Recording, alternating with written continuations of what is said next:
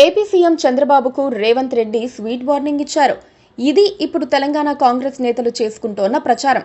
చంద్రబాబు మీరు విఘ్నులు, ఇలా చెయ్యొచ్చా అంటూనే ఆయన పరోక్షంగా హెచ్చరికలు జారీ చేశారని, మరో 10 ఏళ్ల పాటు అధికారంలో ఉండబోయే రేవంత్ రెడ్డి చెబితే ఎవరైనా వినాల్సిందేనని కాంగ్రెస్ వర్గాలు ప్రచారం చేస్తున్నాయి.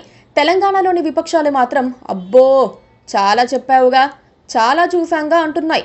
వార్నింగ్ కాదు, ఇద్దరు నేతల మధ్య మ్యాచ్ ఫిక్సింగ్ జరిగిందని ఆరోపణలు సంధిస్తున్నాయి. ఏపీ సీఎం చంద్రబాబును ఉద్దేశించి తెలంగాణ ముఖ్యమంత్రి రేవంత్ రెడ్డి కీలక వ్యాఖ్యలు చేశారు.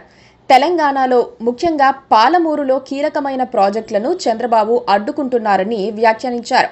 ఇలా అడ్డుకోవటం ధర్మం కాదన్నారు. చంద్రబాబు మీరు విఘ్నులు, ఇలా చెయ్యొచ్చా అని ప్రశ్నించారు. ఉమ్మడి ఆంధ్రప్రదేశ్ ముఖ్యమంత్రిగా ఉన్న సమయంలో చంద్రబాబు ప్రారంభించిన కల్వకుర్తి ప్రాజెక్టు అంశాన్ని ఆయన ప్రస్తావించారు. అదేవిధంగా ఉమ్మడి ఏపీ ప్రభుత్వం చేపట్టిన పాలమూరు, రంగారెడ్డి ప్రాజెక్టు అంశాన్ని కూడా లేవనెత్తారు. ఈ ప్రాజెక్టులు పాలమూరు రైతులకు, ఇక్కడి ప్రజలకు అత్యంత కీలకమని చెప్పిన సీఎం రేవంత్ రెడ్డి వీటిని చంద్రబాబు అడ్డుకుంటున్నారని ఆరోపించారు.